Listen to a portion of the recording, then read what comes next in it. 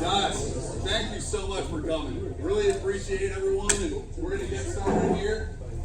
First of all, I think looking at everyone in the room, it tells me what's very obvious, that this is something that we've all wanted to do. We've all wanted to get together. After COVID hit, it was a little bit tough to go out and go to work, which what a terrible thing, and we enjoyed the outdoors. Now we're finally here, and it's just so great to soak up what really matters, which is the fellowship. But before we get down the road, I want to start with the sponsors that helped this event happen. Derek Martinez. Derek, where are you at? Derek, the man with the plan. He made everything happen in terms of every sponsor, so everything you guys are enjoying. Give a cheers up for Derek.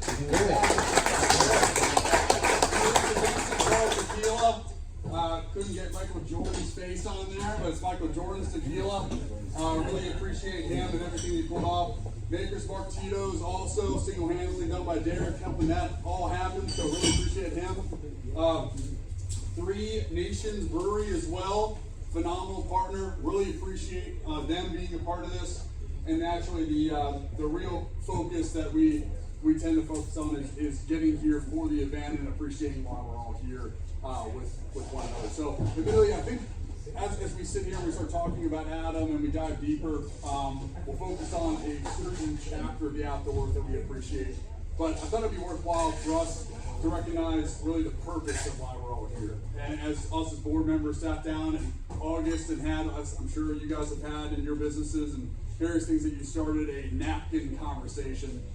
It's been interesting. We started realizing that with people that have families they're raising and businesses that they're building, they don't necessarily have the time to do a 10-day elk hunt or a 3-day pheasant hunt or a 5-day journey in the Florida Keys hunting for tarpon that takes 100 days prior to the tournament to win. No comment, Steve Ward. But anyways, the point is we just don't have the time, right? And unfortunately, the money is also an issue as you're getting into the sport.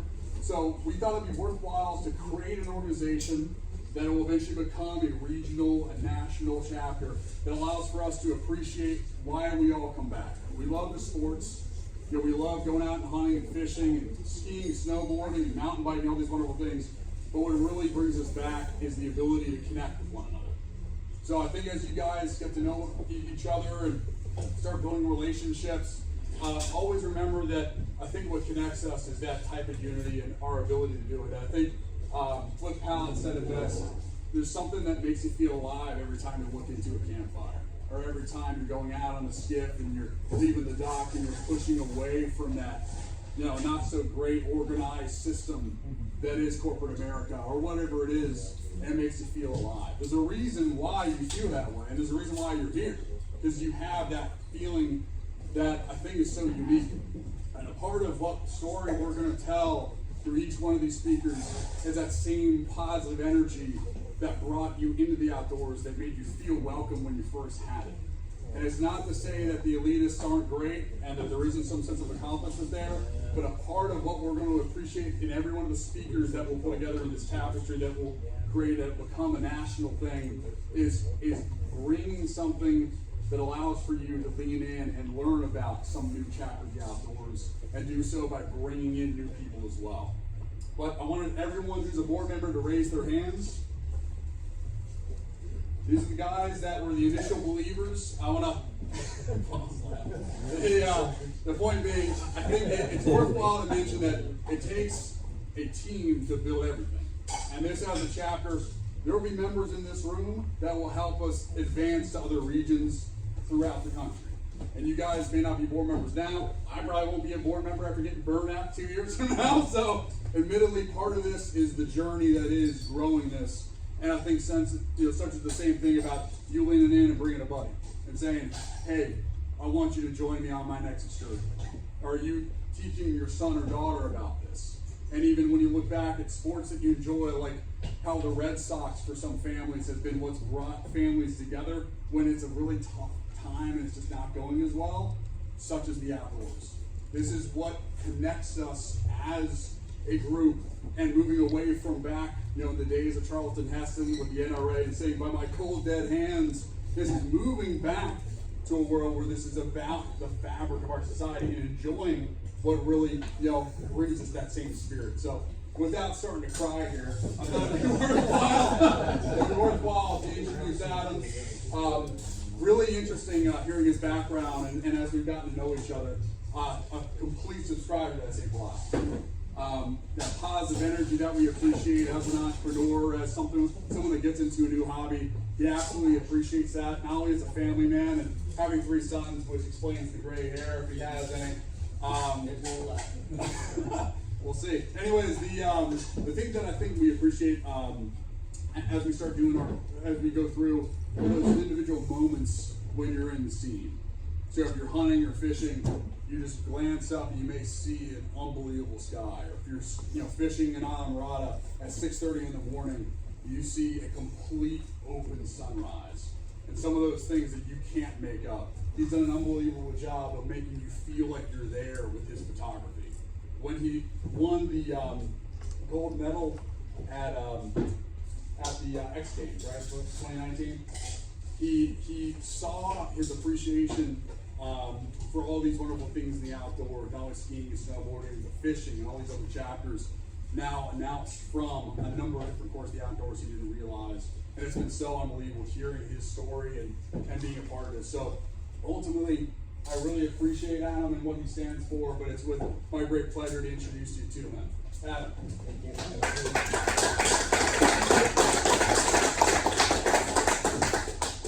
Thanks, you guys. Really happy to be here today. I appreciate Richard and all of the board members for putting this together. We're going to get this here up real quick. We're a little undergunned with sound today, but I got a video here that we're going to start with. We'll see if we can get this sucker rolling.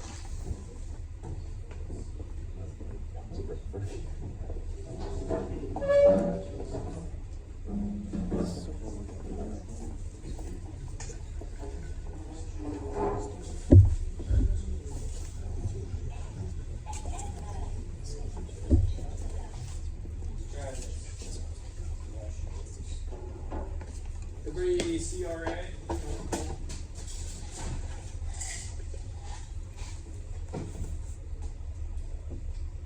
Always technical difficulties, no matter how many times you do this.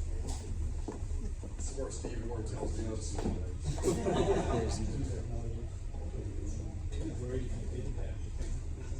Ready? You know what? We're just going to skip it. We don't need the video, we'll just get right into the photos. We're going to start with this one. Not particularly impressive, right?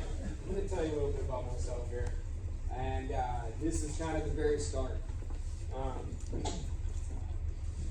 This is an image taken from my parents' wall. You can see it's a really crappy frame, like a glass clip-on frame. This is one of the first images I really remember being proud of. It's a terrible image, but it was my beginning. It was my dream. It's a shot down in Lake Powell, Utah. Technically, sun's in the middle of the image, not exposed particularly well. I shot this with what I would call a tank with a neck strap. My dad gave me a Canon FTB. It weighed enough to still give me some curvature in my spine, like 43. Film camera, manual light meter, and it was my beginning. This is one of the most recent images I've shot. This was on an island called Cosmoleto in the middle of the Indian Ocean. It's a little ways north of Madagascar. It took me 44 hours to get from Salt Lake City to this place right here. I shot this with a camera, a flying camera that I could hold in my hand, right? That I was staring at on my phone. So, technology, my journey, it's taken me to some amazing places, and I'm really fired up to share this journey with you today. This is another one. I'm going to stop here before I go into a little bit more about myself. This is probably one of the most recent shots I've taken. Hanging out of the back of a pickup truck, my camera attached to a boom, shooting an image every 1 second. I was doing a shoot for a company called Airlift. They make suspension airbags for pickup trucks. We did this down in St. George, Utah.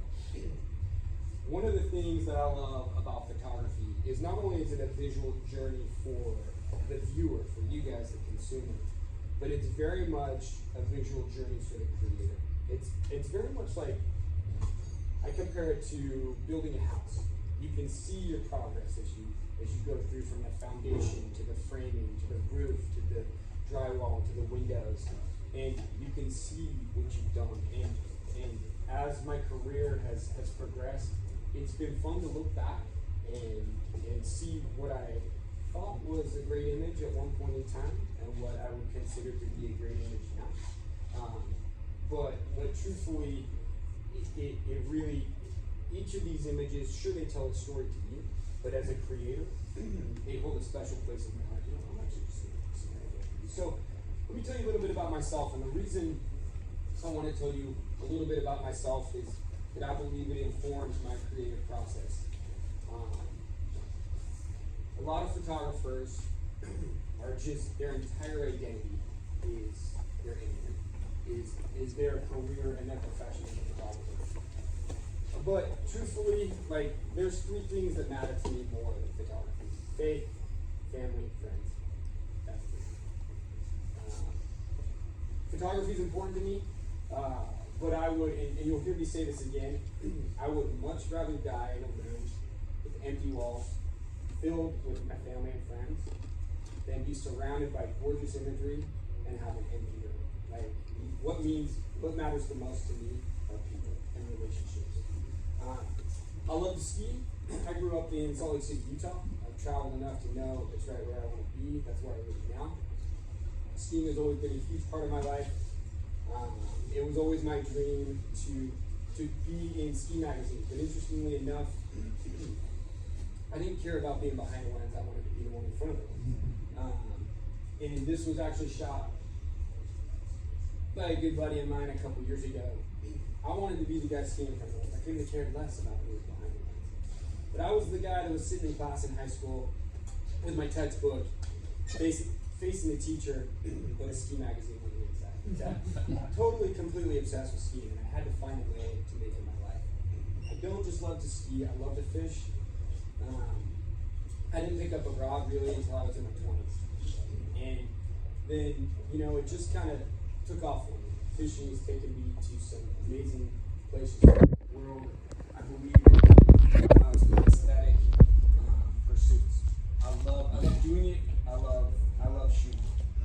This is from this recent trip to the Seychelles. I always make a point of fishing a lot on these work trips as well, because there's only so much time you can actually shoot an image during the day of fishing. So I put my time in on the front of the bow as well. I spend a lot of time on bikes, road bikes, mountain bikes. If I don't get my exercise in the morning, you don't want to be around me for the rest of the day. This was at a mountain bike race last year called Park City Point to Point. It's 77 miles and 10,000 vert in a day. It's all on single track. This is the end of the race. That's pretty obvious. It was a grind, but I really enjoy finding my own personal limits, whether that's physical, whether it's in a professional capacity. You know, that's part of my makeup. This is the put together image of my family. I got 3 boys, a beautiful wife. My boys are 15, 12, and 9. Where'd your hair go? More accurate representation of what our family is. We got a saying that says, if you're going to be dumb, you better be tough. And we definitely got the first part covered. We're working on that. My boys last year, it used to be that I would really pursue these international trips. I want to make a point of going all around the world, and you know, I kind of had my bucket list places that I wanted to check off. But truth be told, I try and work as close as I can to home these days. I think I've grown soft in my older age. I get super homesick, and I really just like to be home. We do a lot together outside. I've tried to pass on my love for the outdoors to them, and really that is kind of going to be a reoccurring theme tonight is how I speak to that shared passion and mutual love for these outdoor pursuits, whether it be hunting or fishing or moto or hiking or camping, whatever it may be. I have been doing this full time since 2008. I went to the University of Utah. I studied public relations. The only formal training I ever had in photography was a black and white film class in high school. And everything else was learned through the School of Hard Knocks. I have read a lot of books. I read a lot of articles online. But mostly I shot a lot of crappy images. I tell people the only difference between a professional and an amateur is the professional doesn't show you all his amateur images. There's a lot of throwaways.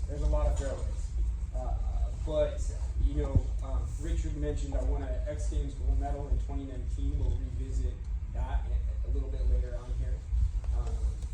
But I worked in PR for 5 years, and I was able to establish a network where I worked with media, met editors, understood a little bit about how the process worked with them, and getting my work published. And it's been, a dream over the years to see my images grace the covers of most of the active lifestyle, outdoor, men's interest, whatever, magazines, what have you. I work with clients ranging from small mom and pop companies with a penchant for exceptional visuals to large global outdoor brands. But truth be told, despite the fact that print media is kind of going away, it hurts my heart a little bit, because the dream ever since I was young was to see my images in a tangible medium that I could hold in my hands, and still, like, when I get my imagery published, it's not new, but man, I still get that excitement every day. So yeah, we'll just go through. We're just gonna get right into it here. I used to do these presentations, and I'd work up to the best images in the game, and I'm like, before I know it, the alarm's going off, and we don't get the best images. So we're gonna just come out firing.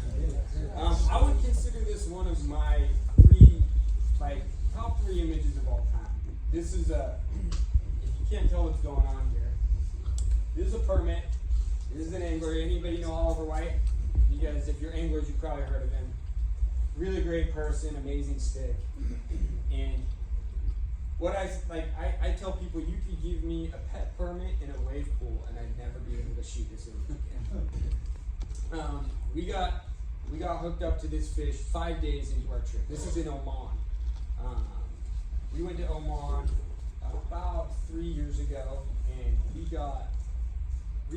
kind of got our asses handed to us for about 5 days until we got this. So, what I kind of want to do today is pull the curtain back a little bit on not just the creative process on some of these images, but really what went into creating them. We'll come back to this image, but I want to tell you a little bit how we got there. So we camped right down here at this wadi.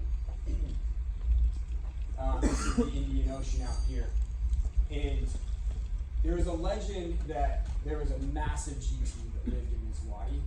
It remains a legend. I never saw it. I think it's more of a myth. And our idea was to kind of fish this zone for a day, and obviously you can see there's not that much water. And then we'd move out to the ocean. But we didn't really have a plan for how we were going to get out to the ocean. We had this little tin dinghy, and this is actually after we got there. The seas were incredibly rough. We had 10-foot swells that we were working with. You can see right here, Oliver's trying to cast, and we got people holding them up. But here's camping down the water. This is really the image that sums up the first couple of days. This is not. I wish you could tell how much this boat weighed. I think you can see it in their backs. But we had to push this boat across this stretch of sand, and it doesn't look like it's very far. We didn't think it was very far, but about 10 steps into that. So we worked for this. We worked hard. And in my head, I had this image.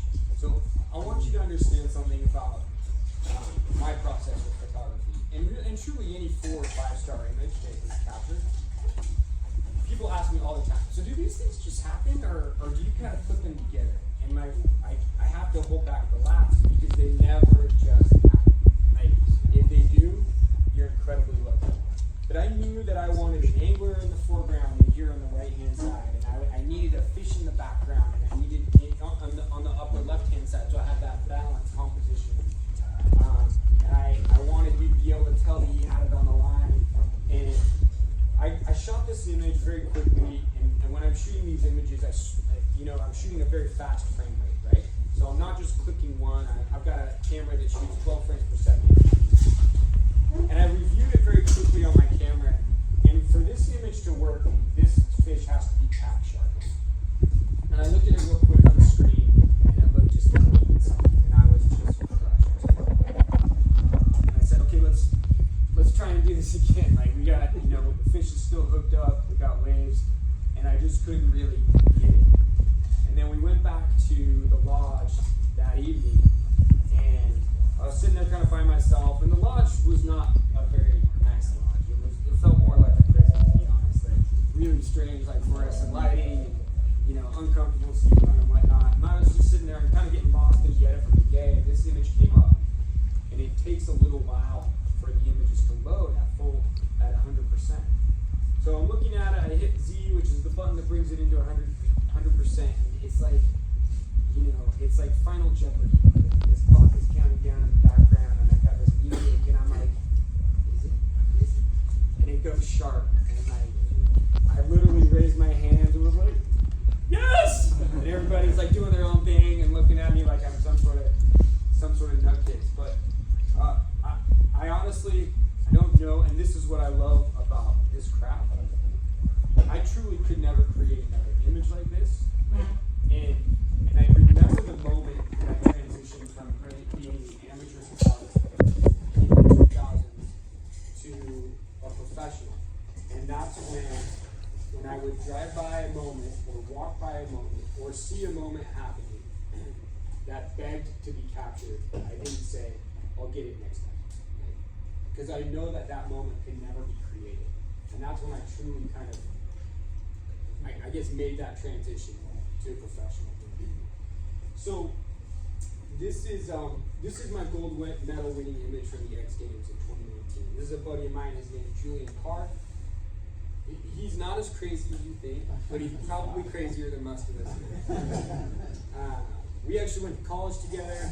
He loves to tell a story about me riding my bike off the fraternity house roof, completely sober. He obviously has taken that to much greater heights. Julian holds the world record for cliff drop, front flip, 230-foot front flip. He threw that in Switzerland. But he's very, very dialed in this process. He's not crazy at all. To kind of walk you through this day, we had spent time shooting pow shots, just mellow pow shots, and we knew it was about 2.5, 3 feet of new snow.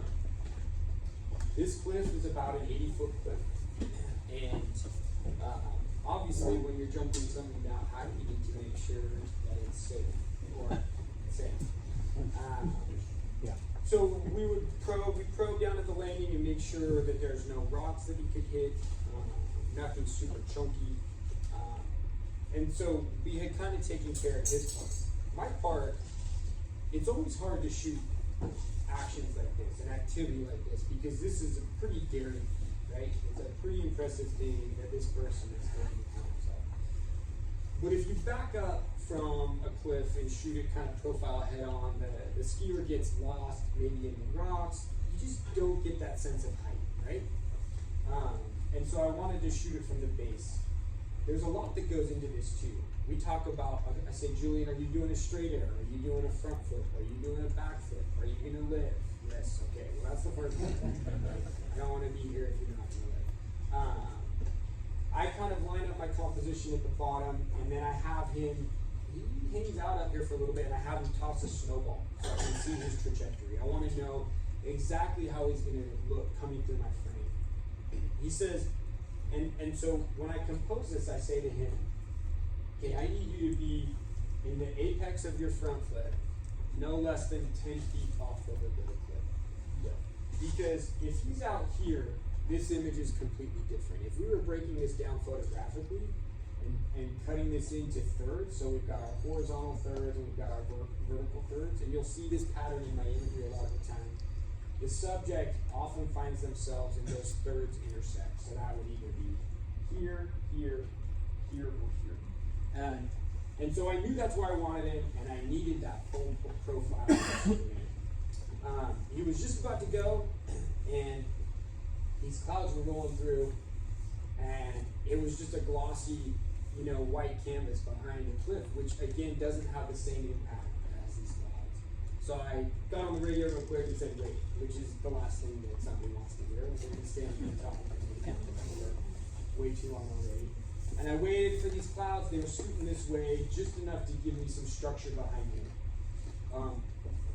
I believe the reason that this image won a gold medal at the X Games is because it does justice to the incredible athletic feat it's occurring, but it stands on its own as an image that engages the viewer.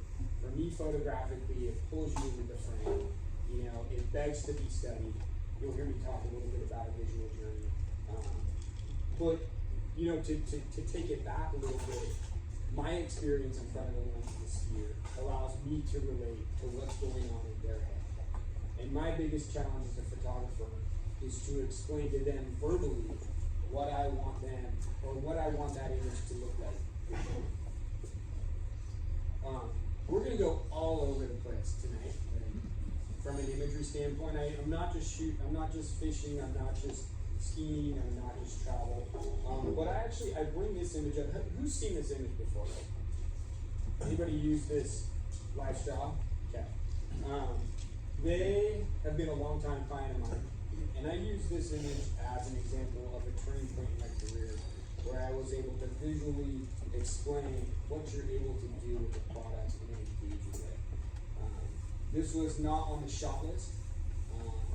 They did not have any expectation of us shooting a split water, underwater image. This is much more a technique of fly fishing, right? Which kind of lent itself to, my knowledge and experience in shooting fly fishing allowed me to excel at this commercial shoot. But I hang my hat on this image because immediately, and I believe this about photography, photography remains the medium that can communicate a message quicker than any other medium out there. Quicker than music, quicker than video, quicker than sculpture, quicker than needlepoint, whatever, and that is why, in my opinion, despite the fact that we've moved to a largely digital age, that photography still very much holds a place in this world, both creatively and professionally. This is the image. This was shot over 10 years ago. This is the image that has kept me as their photographer for years and years and established a relationship with them. And truly, I believe that your best work is done after you're pretty much kind of completely spent. We were done with this shoot. This is when I was kind of trying to flex some creative muscles and really just explore. Does anybody have any questions? We're going to do Q&A at the end, but if anybody has any questions, please, I'm all about the interaction and more than happy to answer any questions as we move through these. Adam, where was that shot? This was shot in Moab. So in the middle of the desert, we shot most of the images on top of Wild Horse Point and near Arches National Park. There would be water, some water present here and there, but usually in the background. This is in a little place called, I think it's Wild Bill Canyon. And believe it or not, I flooded my housing. I almost lost my camera to water damage in the middle of the desert. I had not clamped it down correctly, and so I had to empty that water super quick before it got to the camera. I noticed it, but yeah, middle of the desert, and only needed about 18 inches of water to shoot this, and it was kind of the beginning of the journey for me with an underwater housing. What did they want in that? That was so different than what we were looking to do. The reason being is obviously when you say life straw, people are like, what is it? And well, it's a water filter that you can drink water directly out of a water source. The only thing that we've changed over the years as we continue to shoot these images is we get a little bit dirtier. Well, like as a photographer, I want it to be, and that goes to how I operate professionally with my commercial clients. Is just because it's a good image doesn't mean it's a good image for you. I need to understand exactly what it is we're trying to say. Is it important to have logos present? Do you not care about logos? How are we representing the product with the type of people that we're shooting? You know, you need space for coffee, you need space for logos, like all of these things. Learning about communication has been a big part of communication. Hey, we started a thought where you had said when the work was done, it seemed like that you're going to go on to talk about maybe what this one. Yeah, I mean, I have found in going back to like this lifelong pursuit of finding my limit, you know, whether that be physical or mental. My kids are pushing me to my emotional limit. I've been pushing my wife to her limit for like 18 years. We're about limits. So, you know, I truly don't think you know what you're capable of fully made of until you have to. Until you have to do it. And each, you know, for me, like in this case, this was a have to for me. Anytime I get a new client, I'm going to do whatever I've got to do to keep them to kind of put my own creative spin on it. So, you know, I jumped off to do photography full time in 2008. It took me 2 years to convince my wife to let me do it. We were at the very deepest and lowest part of the recession. We had just bought a house. We had one newborn and another one on the way. It made no sense whatsoever. But it was the best way for me because failure was not an option. It just wasn't. And I truly believe, and I can tell by the makeup of the people here, that if you don't, like, that failure is not an option. If it is never on the table, you will never, ever let yourself into it. You will always find a way. Always find a way. That was a long answer. Intentionally. All right, again, very different image than some of the others. If you follow me on Instagram, which you probably don't, but you might after. I just put a post up about this gentleman here. I knew this man for 24 hours. His name is Ron Roth, and he's a pig farmer in Green, Kansas. I did a shoot for Creminelli. Anybody familiar with Creminelli? They do salami, pork products. They're a really cool boutique kind of brand. In any case, they called me up. It was a very last minute shoot. We flew out to Green, Kansas, and I met Ron. He'd been a pig farmer his entire life. You can only, if this image was scratch and sniff, you guys would be heading out the door. And, you know, one of the things that I try and do when I'm shooting people is just establish a very quick base relationship. And because I could have the right light, I could have an amazing location, I could have perfect subject matter, I can get all the settings right on my camera, but if that dynamic doesn't exist between the camera and my subject, then it's all for naught. And I think that speaks to, you know, so much of who we are as humans as well. So much of the time we forget about the relationship part. Our brains are distracted. We're thinking about what we want to say before the person that's in conversation with us is even handicapped. So I try and establish a relationship, and I came to understand Ron as incredibly hardworking, very ethical, honest, committed to tradition, and I just really enjoyed my time with him. You can't completely tell here, but if I were to show you an image of him standing straight up, like his spine has been bent by years and years of hard work and time. And I don't know how to really explain. Maybe you can see it a little bit more in this image.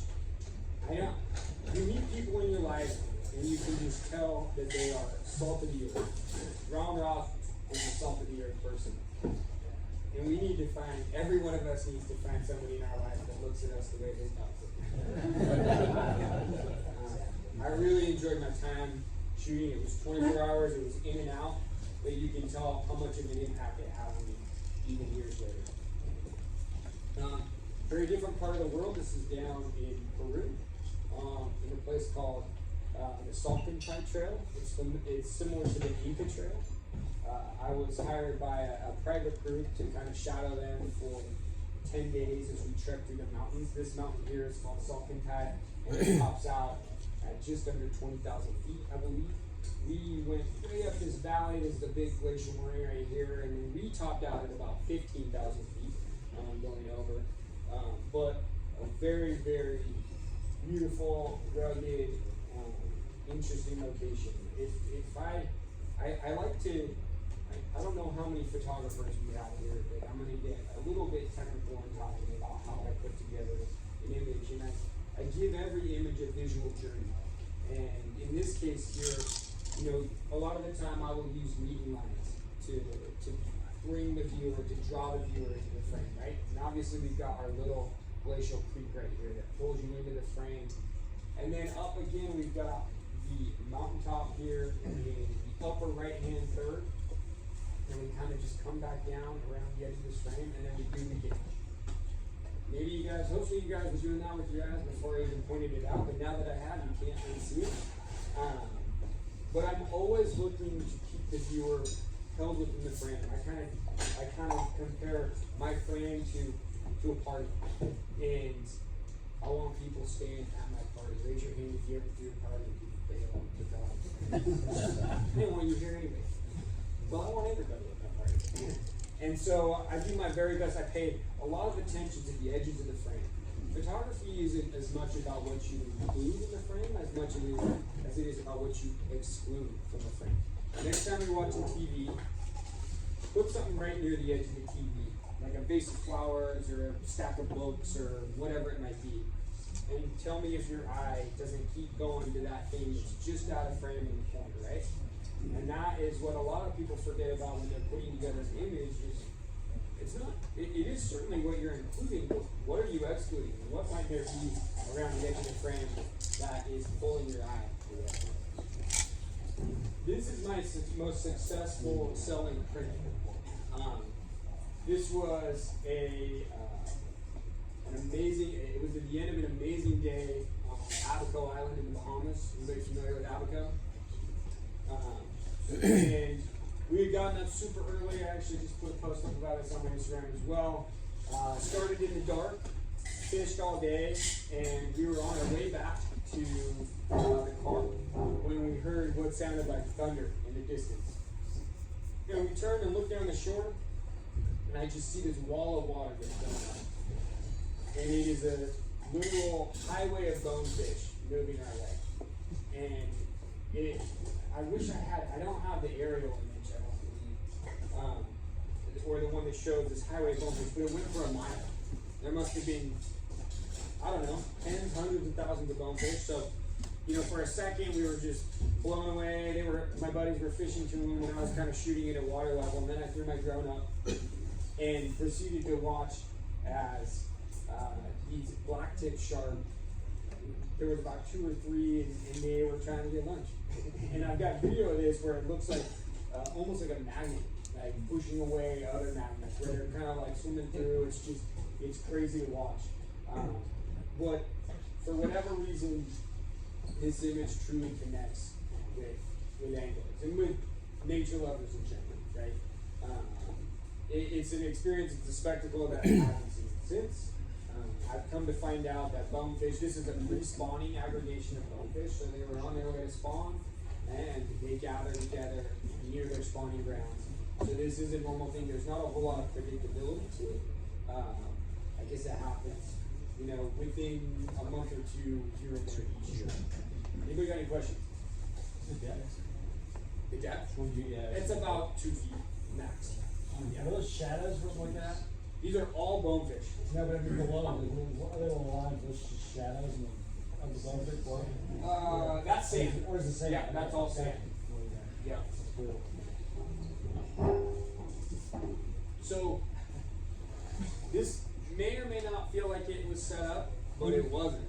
You know, if I were to set up an image, it would look like this. But this is down at Ixcalac, Mexico, and again, one of the things that I always try try and communicate with I try and get emotion. I want connection to my images. I want you to feel as if you could step right into it. I want you to feel that water on your toes or on your waist. And I want you to feel that jubilation from the angler on the front of this skiff. His name was Fred. He'd never caught a permit before, so this was his first permit. Who's caught a permit here? Who wished they caught a permit here? Alright, there's more of those, right? And he got hooked up to this permit. He did everything wrong, to be perfectly honest. And if you fish for permit, you just know you can do everything right. But permit are just bitches. There's really no better way to like explain it. You can do everything right to a permit. You'll get within like 5 feet of the thought, and then you'll be like, nah, it's not my fault. Not thank you. Well, Fred did everything wrong. This permit was in a great mood. He like wheeled back around. Fred put the cast in the wrong spot. This permit wheeled back around. Just absolutely devoured his fly. And Fred was so stunned, he didn't really know what to do. Fred, freaking get that rod bent and reel! You know? And he's just watching this thing take off. I can honestly say, like, it was so fun experiencing Fred catching his first permit. And this image ran in August is a double spread. But I hope I never have to say to you, this image doesn't do this experience or this place or whatever it may be. It doesn't do it justice. And I do feel like with this image, you know, right as the guy grabbed the fish, I was in there with the underwater housing.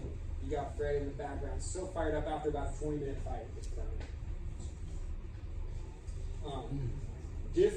Different type of fishing image here. I like to call this my shag carpet fishing image. This is a good buddy of mine. His name is Joe Mitchell. He's a longtime guide in Yuba City, Utah, just around the corner from Park City, Utah, if any of you guys are familiar. And one of the things that I'm always looking for from behind the camera is just a different take on the same old. And it's not particularly easy a lot of the time. You know, a lot of the time I find myself at water level with the angler. In this case, I was already up above. A really valuable tool in this case, if you guys spend time shooting around water at all, is a polarizing filter, just like the lenses on the polarized sunglasses. It removes that glare off the water, brings that color out. You would not see this color, you would not see this detail in the water without a polarizing filter. And I will say, you know, so many of my images are collaborations, right? Whether it's Julian Carr throwing an 80-foot front foot, or whether it's Joe Mitchell holding a fish. There's nothing worse than being in an amazing spot. There are things worse, but it's very frustrating when I'm in a beautiful location and just caught an amazing fish, and they're holding it like a newborn, out like this, you know? So all of these are collaborations, and I'm very, very quick to acknowledge that so much of the work that you see here is a team effort with others. Anybody have an inclination as to where this might be? Kauai. That's right. Kauai. Yeah, Kauai. Any more specific? The Poly Coast. Right, Poly Coast.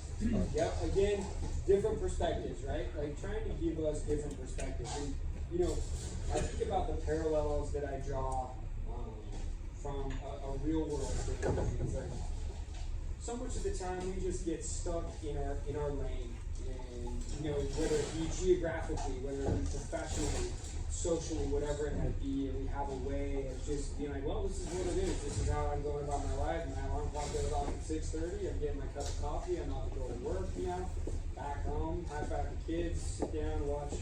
I don't know. What do you guys watching these days? I just finished F1 on Netflix. Concho a lot. And Concho, there, I've been there. Yeah. And we get stuck in this kind of same old. And it is so helpful to give us opportunities to have and see a different perspective. I'm fortunate in that I'm able to see a literal different perspective. But I hope as we look through some of these images that maybe you can review, you know, in your own, you know, how has your perspective been dulled, or has it been, you know, just kind of like way too mellowed out over the years? Maybe it's time for you to just get a little bit different perspective. Because guess what? Just like this image engaged you in a different way, that will engage your life in a different way.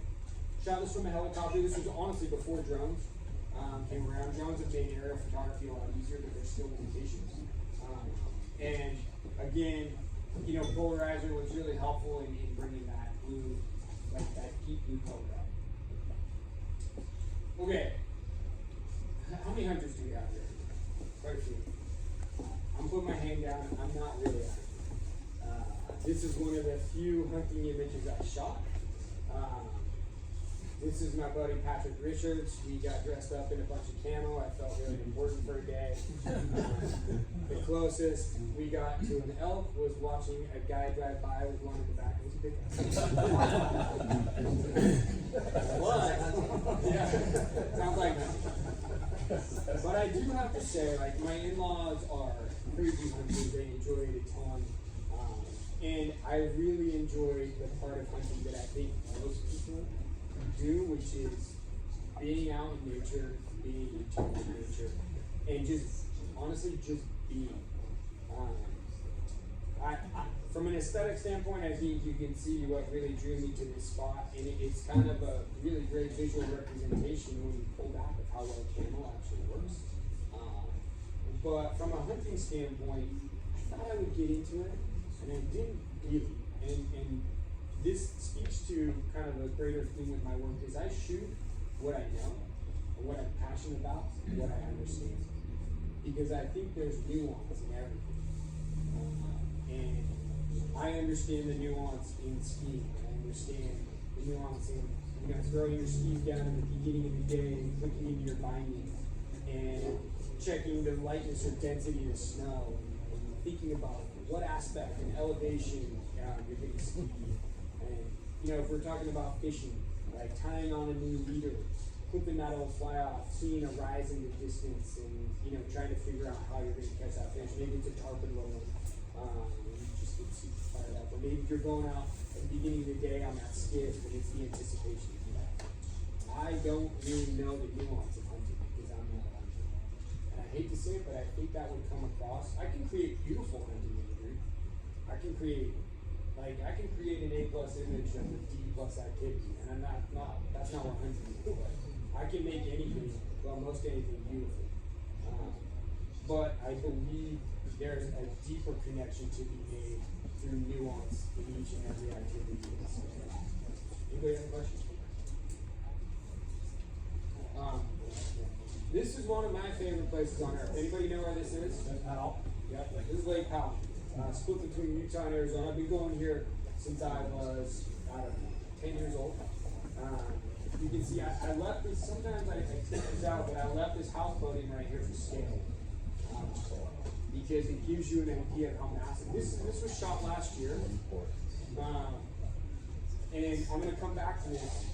But this is an amazing spot. It's an amazing location, beautiful light.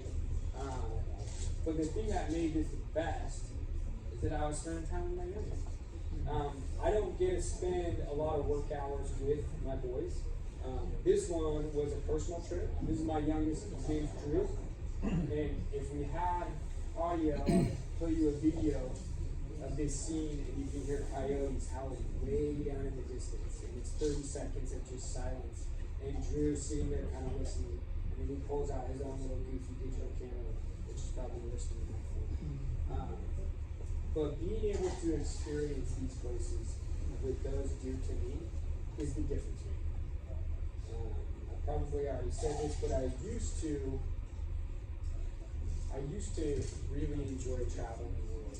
But very quickly, some of those things became and felt a little empty and very surface. And now I can go into my own backyard, and if it's with the right person, it means as much to me, it has as much of an impact, it gives me as much of an emotional urge as traveling 44 hours to Kathmandu. Much more, actually, because I'm creating a memory and something that hopefully Drew will never forget. As you know, like the best light, 90% of my work is done in the first and last 10% of the day. So sunrise and sunset. You know, when I'm hired by somebody, I don't call it a day rate. Because to be honest, like we're not shooting that much during the day, and we're shooting in the morning and in the evening, or we're controlling it. Lake Powell, this was at a really low level. Lake Powell's at 25% capacity right now. We don't really know what's going to happen with it. We're kind of waiting to see where it goes. This was our camp spot. Got the little teardrop trailer, took the motos, out of box. It was a ride. If there's one thing that I want you to understand from this image is that it was an excuse for me to make a lifelong memory with somebody who. And too much of the time, I swear we're finding excuses. We're giving ourselves reasons not to make those memories, right? It honestly, it's time to make the excuses, find a reason to make those memories. This is literally my backyard. If you went around the corner from this ridge right here, I live right down here in the valley. This is Little Common Canyon. You can see Alta ski area right down here. Snowbird is right up here. This is one of those days where we had done the work already. We were up, this is sunset. We've gotten up at sunrise. We've done what's called a dawn patrol, where we wake up at 3:30 and we head up in the dark and put skins on our skis and we're hiking so we can catch sunrise. So needless to say, I was spent. I actually had to stop at noon, go down to the airport, pick somebody up, and I looked out at the horizon and I could tell it was going to be gorgeous sunset. So I just hauled right back up the canyon, put skins back on the skis. My athletes were still up there just skiing. And just barely, I can't tell you, photography it's not a game of inches, it's a game of seconds, milliseconds. And about, I don't know, 30 seconds after we got this shot, the sun disappeared. I was just saying, whatever you gotta do, right hand turn, I threw a snowball right here, where I need it, right here. And, you know, this is why I talked about how it doesn't just happen. Like, I knew the sunset was going to be fantastic. Years and years of composing landscape images told me that this location would be perfect with that foreground to background depth. We've got foreground, midground, background. It's a three-dimensional image. My biggest challenge as a photographer is taking a three-dimensional experience, location, activity, and putting it on a two-dimensional medium. And the way that I do that is through composition and finding contrast in color, in tone, in shape, in subject matter. You know, that's how I give that three-dimensional appearance. Another cold spot. Ever since I picked up a camera, one of the places that I always wanted to visit. Does anybody want to venture a guess? Antarctica. It is. It's Antarctica. I had always wanted to go to Antarctica. And so I found a way to get down there. I found a partner and we taught photo workshops for 2 years. I believe this is in 2015. Any of you that are familiar with Antarctica know that you have to sail. You can take a plane now, but you couldn't really then. You have to sail across the Drake Passage, which is either known as the Drake Lake, super calm, or the Drake Quake, which is ridiculously gnarly. I had a little bit of the Drake Quake on this one, going across, got super seasick. It's not ideal. And then once you get to Antarctica, it's quite cold. It's almost like the inside passage of Alaska.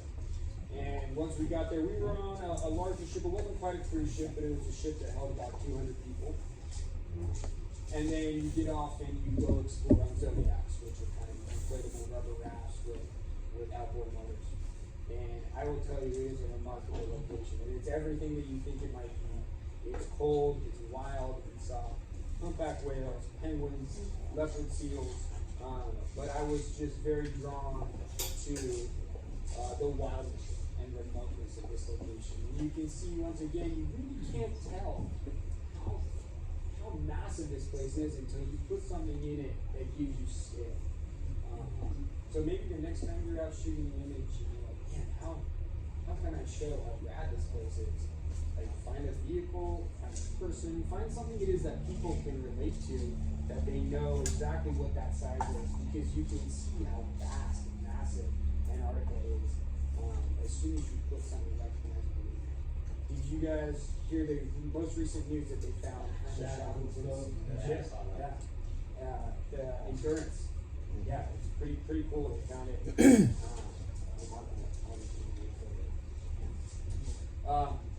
on time?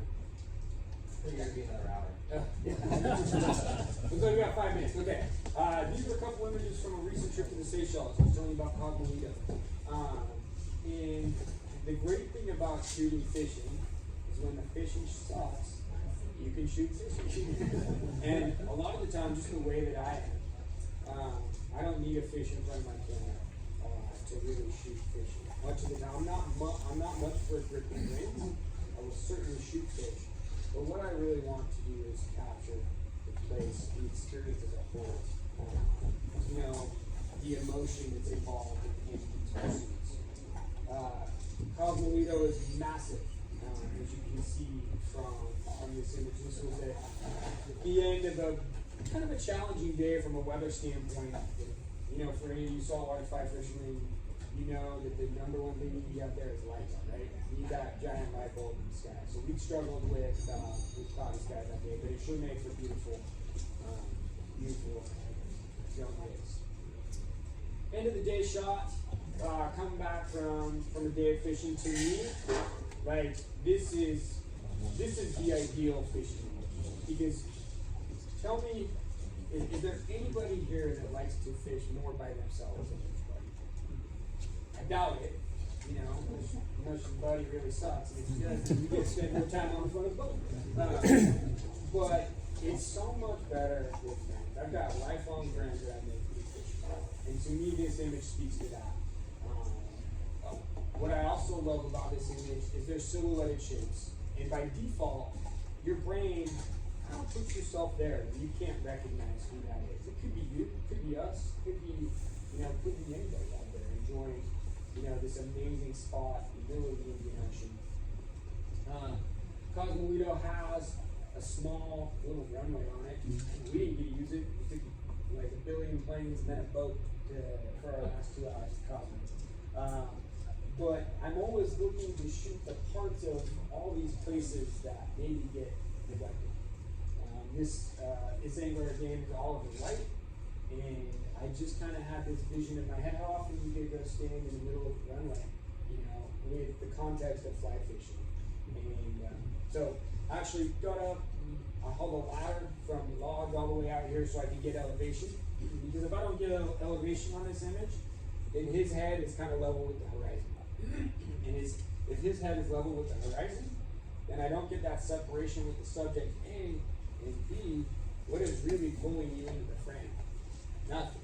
Okay, so that's talking about that visual 3D again. It's kind of obviously starting with our foreground subject, getting pulled into the frame, and coming right back to the bottom. This is a fish called a bowhar snapper. I want to show you what this fish looked like about a minute before we shot it. That's the same fish. So it changes color.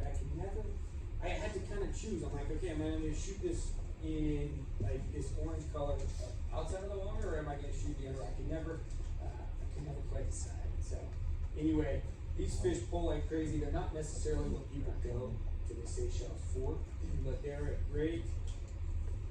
a great bench player on a big basketball.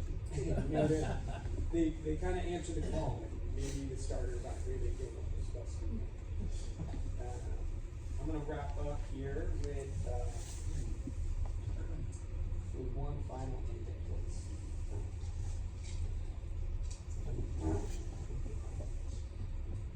So this is a shot that I captured on a shoot for a boot brand called Rocky Boots. Anybody familiar with Rocky Boots? Okay. We did a shoot in Ohio a number of years ago. And again, sure, it's a shot about like boots for them, but only for them. And for the rest of us, it's a moment. This is a father and son. It wasn't talent hired to be father and son. They were father and son. They've been working hard throughout the day. I didn't tell him to put his arm on his shoulder. I just told him to walk. And I was the fortunate benefactor of this kind of cherished moment between father and son. And I feel fortunate to be able to point my lens at these things. It gives me a greater appreciation for not just the places that I get to visit, but for the people that I spend time with. I've been asked over and over, what is the favorite part of your job? And it's not the places I go, it's the people that I get to work with. And I've met people from all walks of life, from, you know, the most impoverished people in the Kenyan wilderness to that are completely oblivious to their own poverty and so happy to do the same, to incredibly successful, wealthy, top of the food chain business people, both men and women, and I appreciate all of it. It's given me great perspective and a great appreciation for this life, for humankind, and I'm grateful to be here with you guys today. I hope you enjoy it. We're gonna do a little Q&A session here for 15 minutes or so. Let's open it up. Yeah. So about 5 minutes. Yeah, so I'm curious, your award-winning picture from the X Games was black and white. Yeah. Most of everything else you showed us was color. Yep. So do you decide beforehand on the shot whether it's gonna be black and white in color, or is that I after? usually know, so I will shoot everything in color. I'll show you the color. I will shoot everything in color, but I usually know if it's going to be a black and white page. And it just, the first starting point for that, a lot of the time, is the color kind of sucks. That doesn't mean that it's bad light. It still needs to be good light to be a great black and white image. But black and white really brings out texture.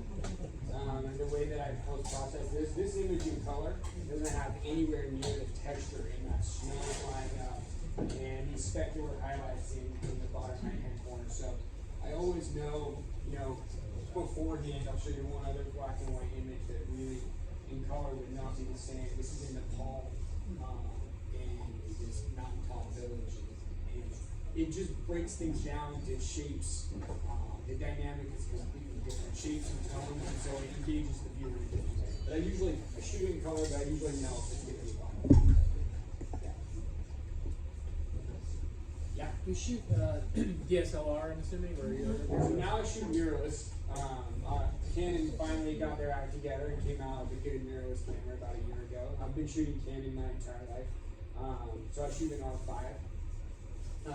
But yeah, I started on film years ago and quickly went to digital in the mid-2000s. And obviously that, like, I'm sure you're all very well aware that people still shoot film, but economically doesn't make a ton of sense. It's kind of a itchy, artsy pursuit, which is awesome. But yeah, I shoot mirrorless. have you ever shot anything on a phone that you were proud of? 100%. Yeah. I don't know if you guys heard that. He asked if I'd ever shot anything that I was proud of on my phone. Phones these days are amazing things. Like, especially if the light is balanced, you can shoot really exceptional. I should have. You just gave me a thought. Next time I'm gonna have a bunch of phone images on here. But you know, there's a saying: the best camera is the one that you have with you.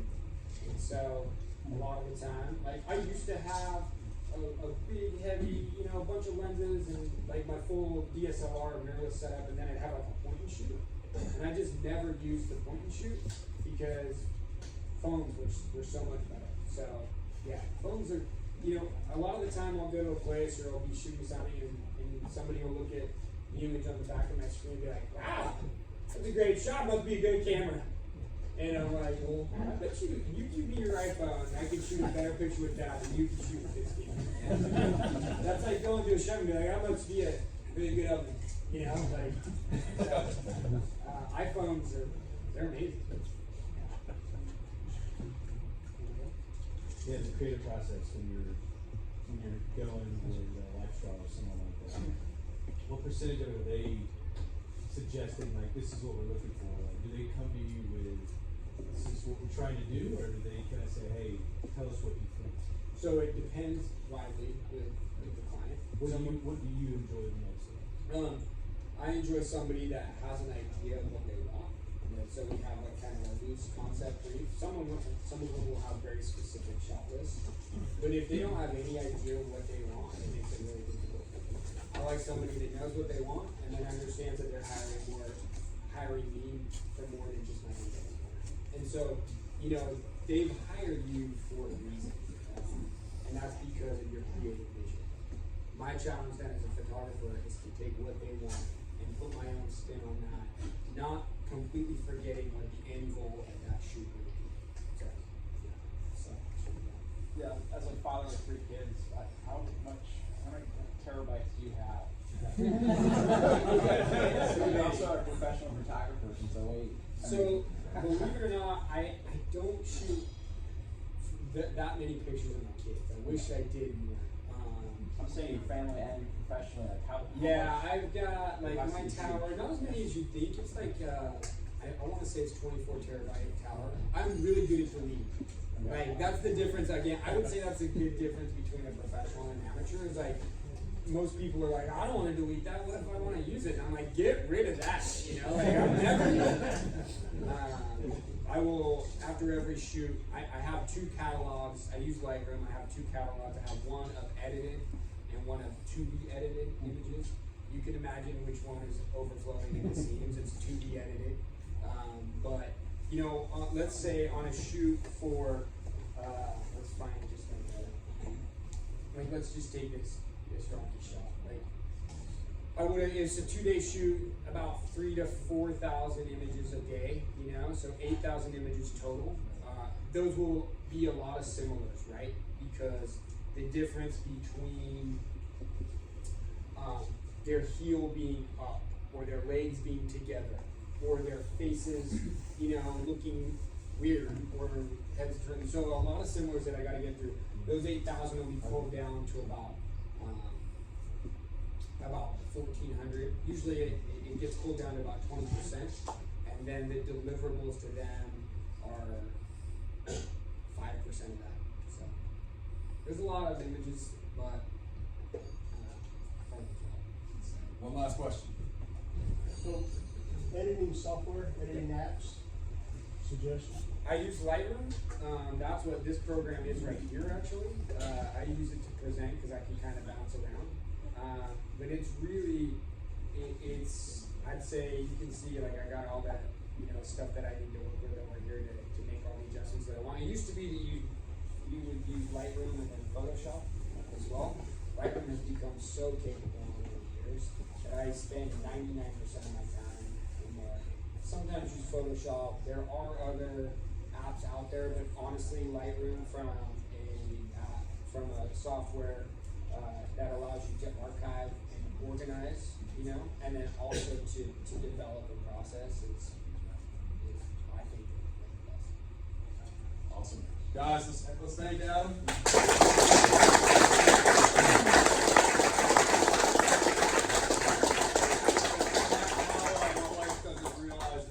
Now I'm going to be fishing sometime in the next 6 months. Seychelles.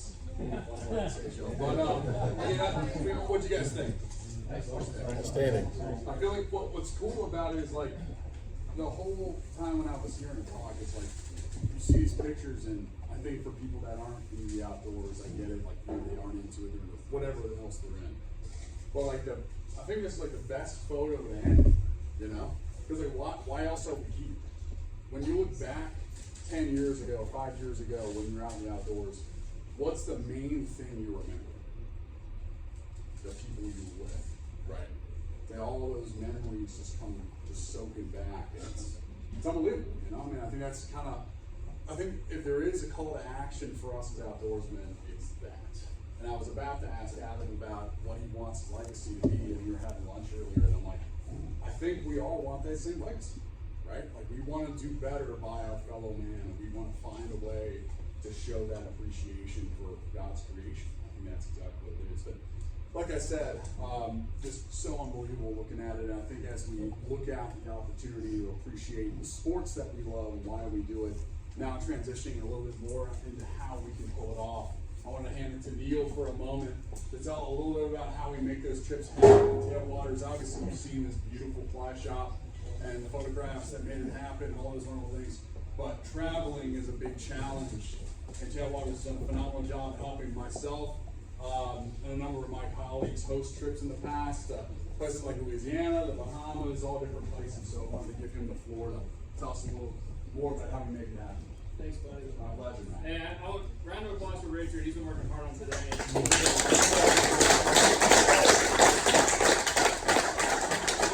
We tagged him on the phone. We put on a tournament here at the shop, and I told Richard, like, just stay at it. It'll happen. This is a good turnout. So We were like 12 deep after like a week. I'm like, what the hell are we doing? no, I think you guys have a good base, and that's cool. So it's a pleasure to have you guys here today. I recognize some faces, so thanks for coming down. If if you haven't been here before, welcome. You probably kind of are wondering where the hell am I going, and then you walk in here and there's a bar and backyard and a fly shop, right? So a lot of people ask, how does a fly shop survive in Dallas? So, you know, in addition to our retail space, we run a full service travel business. So a lot of the places that this gentleman's been fortunate enough to go with his design, his career, we send people there. So most of us, not myself, but Matt Jones, Christian, some guys that aren't here today have been most of those places. So we kind of, you know, we buy into these spots and then we sell them. So if you're looking to do something with you know, a child or a buddy, spouse, work, we can make that happen. It's very turnkey.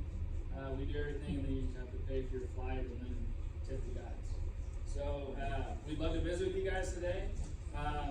It was really a pleasure to listen to Adam. You know, part of this whole deal is just, I think it's new. You know, David, our owner, who started this business in 2007, fished in the Seychelles in, you know, the early aughts with a khaki hat and a floppy oversized shirt. So, you know, and no one was taking pictures, right? So it's really evolved into this kind of beautiful thing that we are fortunate to live now in this kind of emerging industry, right? So especially for fly fishing, we picture the granddad with the khaki vest and the floppy hat. I mean, it's very different now, and that's cool. So we're kind of trying to ride that wave. So visit with us tonight, and we'd love to talk to you about destinations, here we have in store. Tons of drinks left, tons of great food left. There's food over there around the bar. So take your time. Again, a pleasure to host. So thank you very much for that. Absolutely, bro. Thank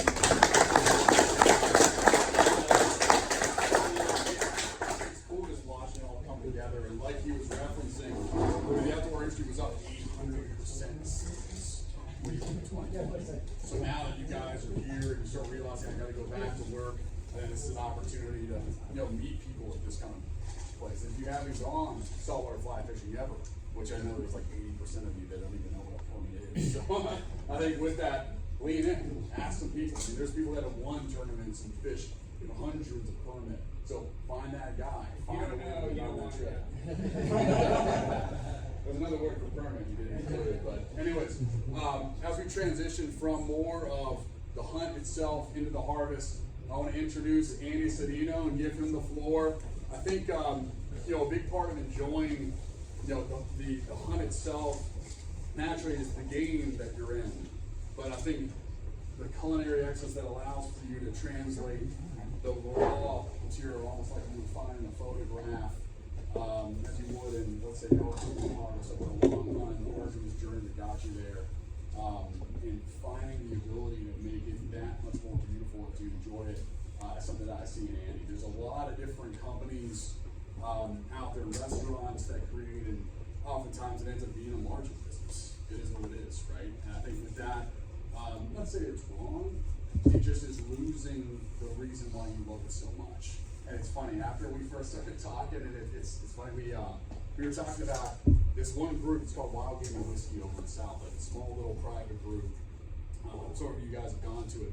And it's interesting, it's like this small little group of ex-NFL guys and different people they let in, it's a part of that same concept of the fellowship and being amongst people that love the same thing and really appreciate each other.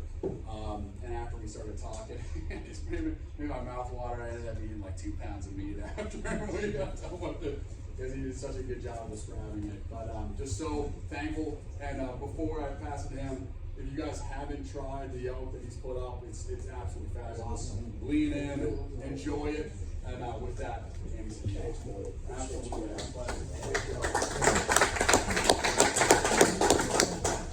How do you follow that? Oh my God. Baby of 10 from the Mexican Catholic family. How do you follow that? Amazing, Adam. Wow, we applaud you, man. I think the parallel, and I think the way you framed everything that you really discussed is the passion of what got us into this business I was the managing partner and director of operations for Rudy's Barbecue for 11 years. I get a text on October 23rd, 2012. We're going to the corporate route, those plans don't include you.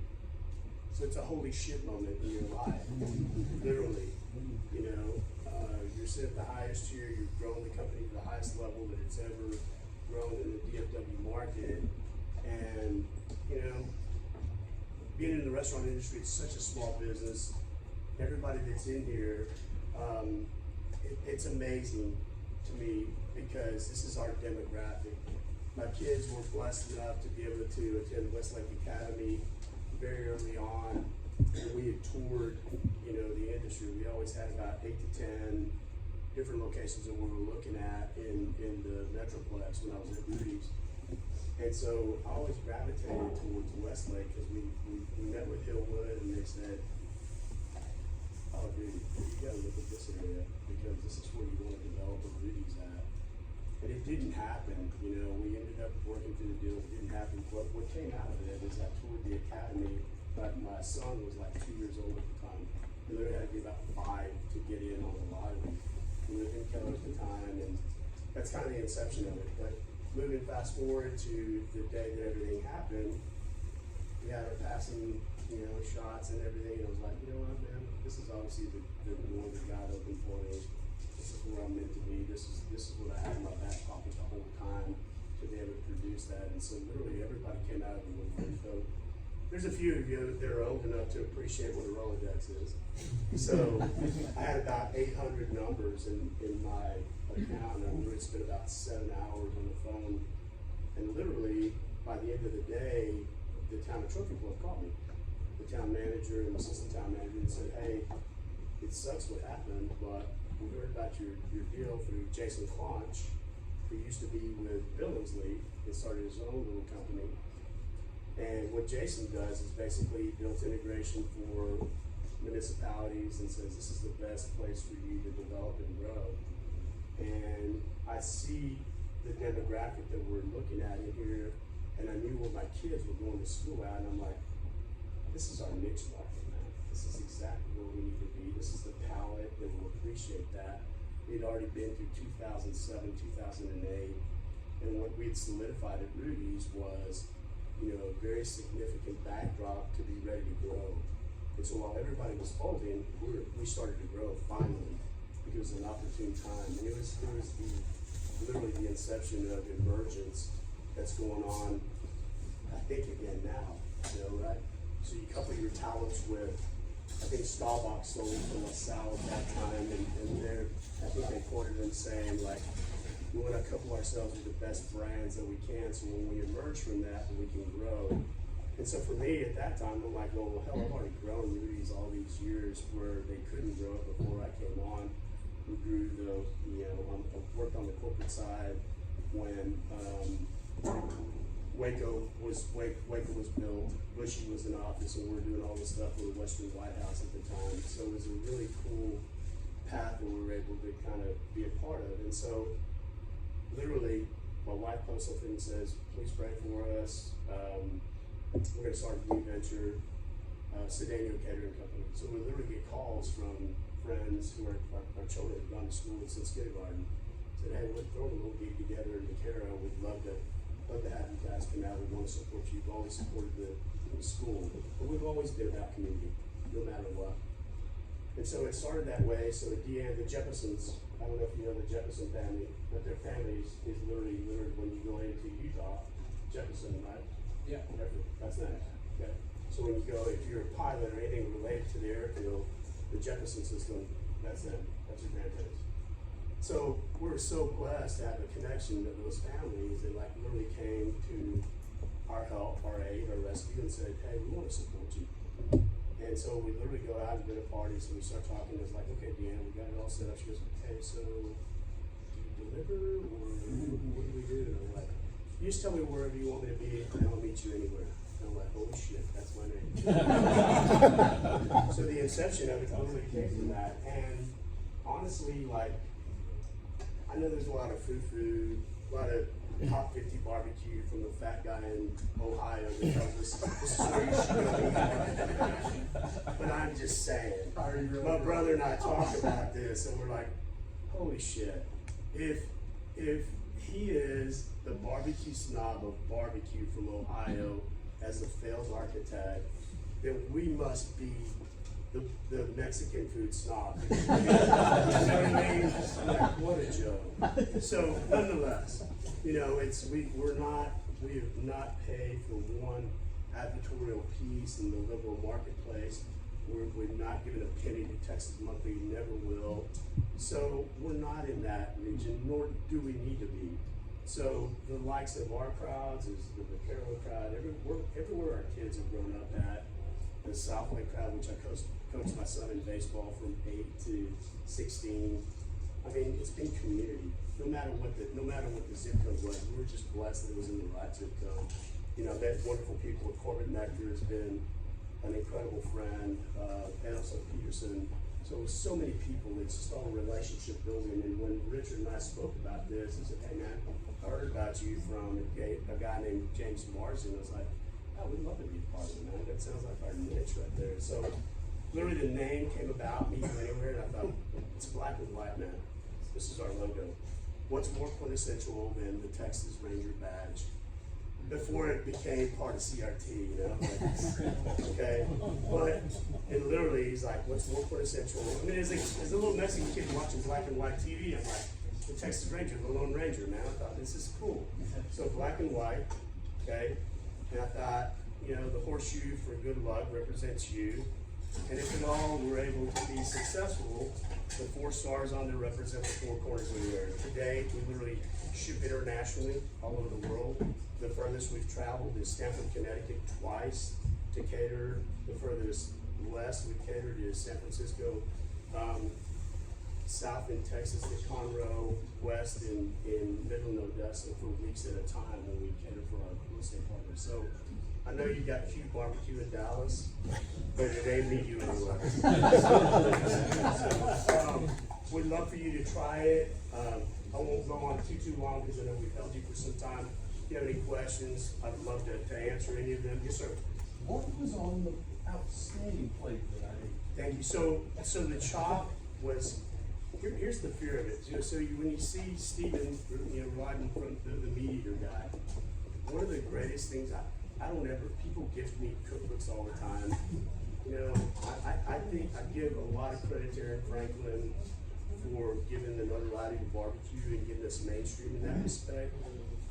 But what I really discredit a lot of those guys, the meat church guy, all those guys that do all those things, that have the time and opportunity to do podcasts, they're clearly not in operations now. It's completely different.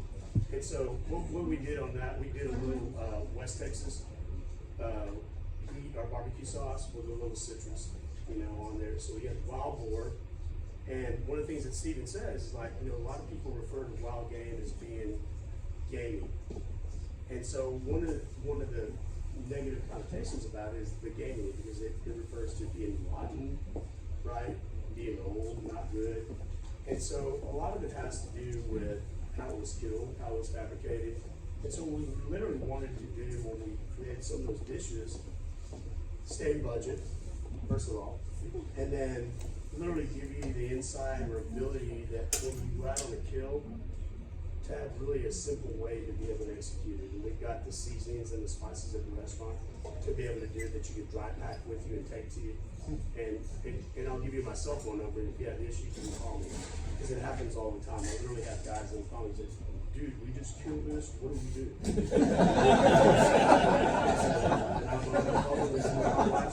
Who the hell is calling? One reputation, if anyone goes on a big elk hunt, whatever you're harvesting, call me, and we'll cook it up. No doubt about it. So that's kind of the evolution of it all. You know, I mean, it's, I think what the biggest thing is that we need to raise our glasses high to every man, woman in here. Celebrate your success. For tonight, we eat like kings. Thank you very much.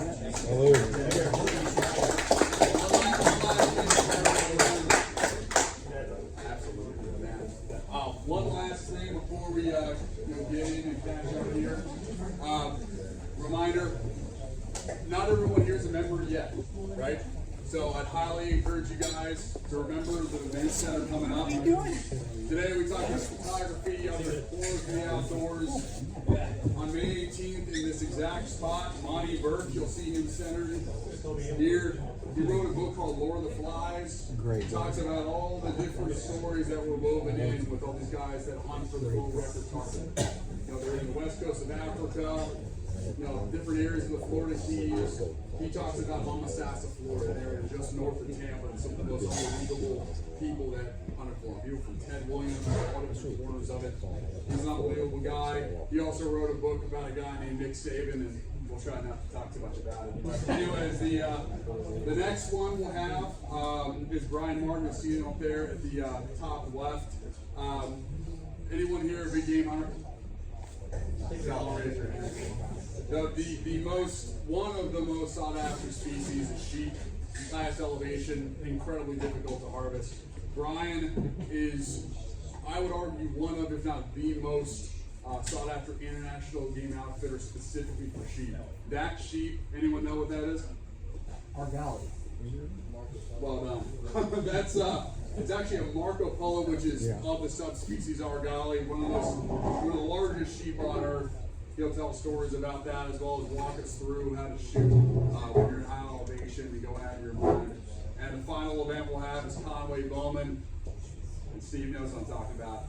Hunting after Mako sharks with a fly rod in San Diego. Unbelievable personality.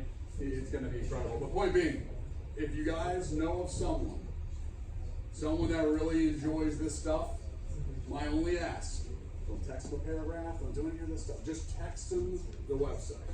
Because we want to make sure the fabric of this is not just business connections. It's great. That's wonderful. But we want to make sure that the fabric of this is about the outdoors and bringing in as much of this kind of goodwill as possible. And one other comment, any and all feedback, call me. You guys don't have my cell phone. Come and attack me after.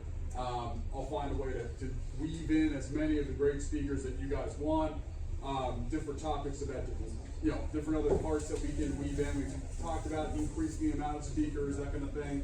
But we're absolutely going to make this thing regional and national. So really appreciate you guys. Thank you so much for being here and making this thing.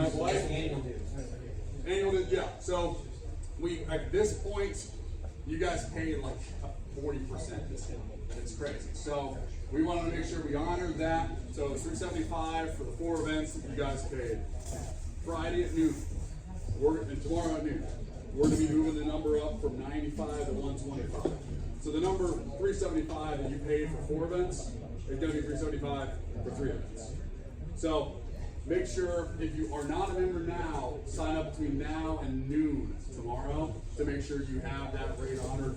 And one other thing, next year, what we'll probably do, and we'll hear feedback from you guys, please reach out and tell me, we'll probably have the number be approximately 50 people, or make the event somewhere around $500 for all 4. We may weave in maybe 1 or 2 more local speakers, so that at that point we have 6, let's say every 2 months. So anyways, if you guys have feedback about that as well, let me know, but I appreciate Chad, you mentioning that. So again, Fellows of the Outdoors, and again, really appreciate all you guys do to make this thing happen. Thank you. Food around the corridor, you can smell the smoke, it's incredible. Drink up, we have way too much alcohol, and as a liability disclaimer said on the website, can't control your fun. Just saying. Thanks again, guys. Bingo. Yeah. We're going to be open for about 36.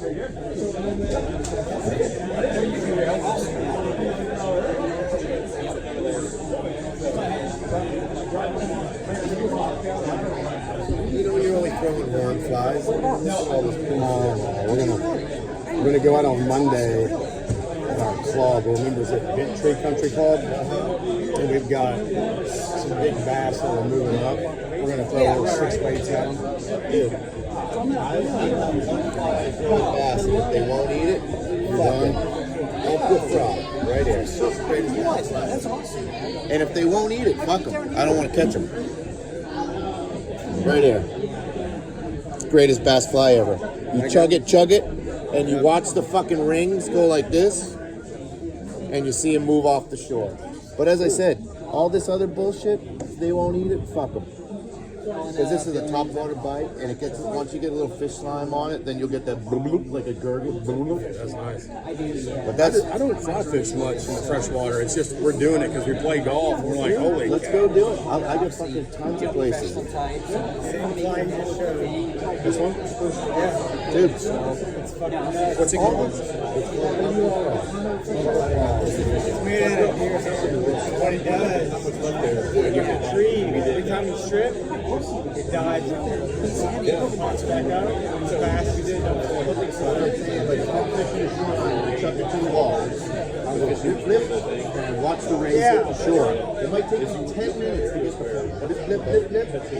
Or sometimes if you see something, you get a long strip and it goes bloop and throws a bubble trail. Dude, you see them move. Dalbird diver. Yeah, that's what it is. Fancy Dalbird. The sponge that's near here, you can tell. But as I said, then when it gets a little fish slime on it, gets a little Alcohol take like 30 minutes to tie too. So right there. I wish they had some dungeons, man. They don't have any sex dungeons. And then you gotta have clouders, right? I got a ton of All right, good. We got, flies and fish, Yeah. salmon and trout, but I've got a few big streamers and poppers and chuggers, for bass, but we just don't really mess with them. You always look for the flies.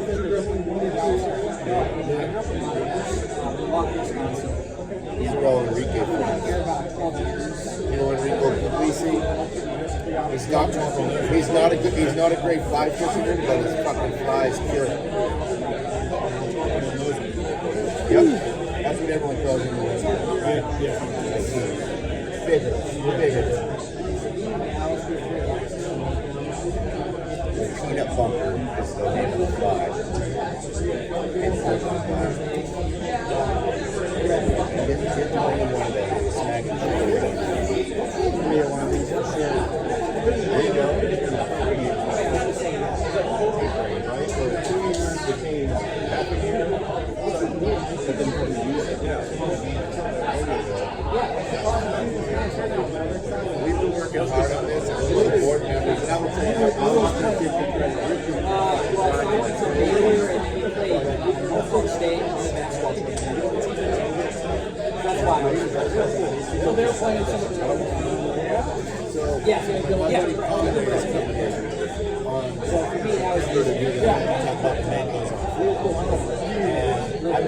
I've been doing that since 2001. He's a very dear friend of mine and been fishing around the world. But, last year, we had we hooked an 800 pound. Now you're not going to land, but the thing jumped like crazy.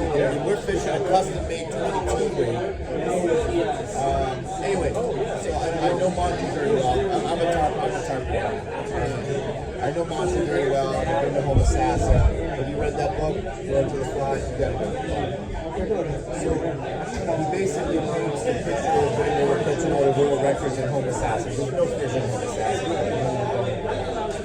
I get into fly fishing kind of right where that shit is ending. But the book is fabulous. You get to read about the characters. And then again with Conway comes, you need to be in that one. Like I'll show you, I don't know who Pat Ford is. He's one of the best photographers on the planet for fish. I've got 100 pictures of them. Let you scroll through it. There's no dick pics. Yeah, life. So you're good. Like I'm just telling you, you can scroll. When you get to the middle, there's 2 pictures of my kids for school day. I don't know how they got it checked, but I'm just telling you. I am short. Congratulations. How long ago?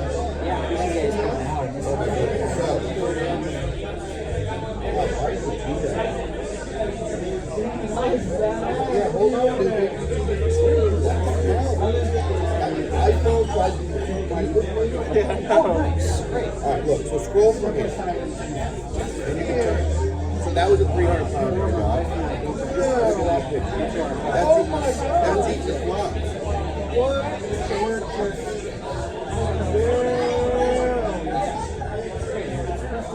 And we're fishing out of a 24-foot boat. Dude, it gets better. That's not even the great one. The second one was great. So look, that's Torrey Pines Golf Course. That's how far we are from shore. So that's, go back, just to show you. That's Conway Bowman in the middle. And that's Greg Arnold, the king of the Mars in Louisiana. Yeah, so you fish one video. That's a good photo.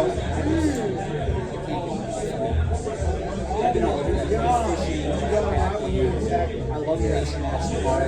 So you want to throw it behind them so that it's truly work. Like it's truly work. So then we went out. They go to Liberty Christian. Yeah. Oh, no, you live up there?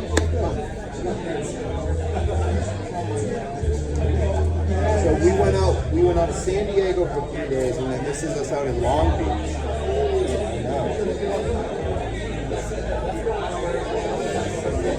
That's like a 250.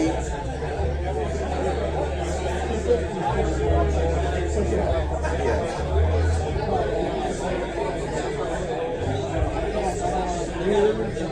So this will be coming out. I forget that magazine it's in. It's like High Anglers. Yeah, so with the big orange flies that we use, and they come in, they either come in one of two ways. They come in slow and you gotta kind of tease them a little, or they come in fucking hot, and that's not even a big one. I'm like, I'm on it, it's a great photo, but I'm unimpressed, you know? But so when Conway comes here, you'll probably see some of these pictures again, because again, I got Pat Ford on the boat. Oh, that's just a bag of fucking, that might be it. Oh, no, that's us drinking. Yeah. I think that's us drinking, having Mexican food, that's Pat Ford, yeah. That didn't happen on that trip. I sent those guys, I was looking something up. So, yeah, I think that's just it. I'm telling you, so that's in September.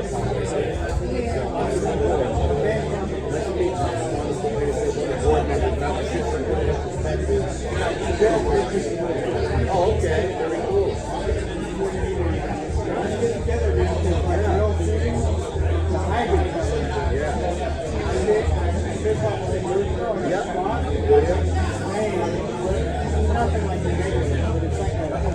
Whatever is going to point us to.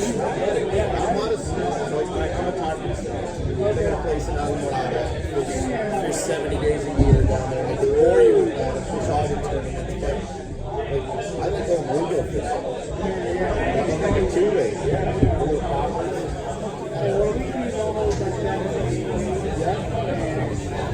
Normally it's white swim baits. That's how I'm gonna buy this guy today. Does pretty good. Yeah, so my buddy's got a flat skiff here in Arlington, and we go fish Great Roberts, and we get 200 shots a day of tailing crocodile. It's fucking great. I'm surprised at the year. A lot of people. Yeah. He killed it. He was fine, dude. I haven't even met him yet because I got here. I was seeing patients. Well, Andy, I've known Andy for years. And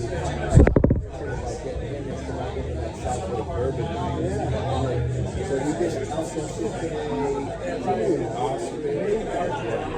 that's it. You want to come here and be full, have a couple drinks, and then have this. Talking to a bunch of people you've never met about the sport that you love. Where's your favorite place to ever fish? I've been in Louisiana. That's great. How long has been fishing? Okay. I'm a rookie, but I tie him up. Probably the most complicated thing I've tied. Really, clousers, really good. It's good. See, I quit tying years ago because I realized I sucked. I would look I caught a nice time last year. They got 10 pounds. The clousers that I tied. Killer, man. Incredible.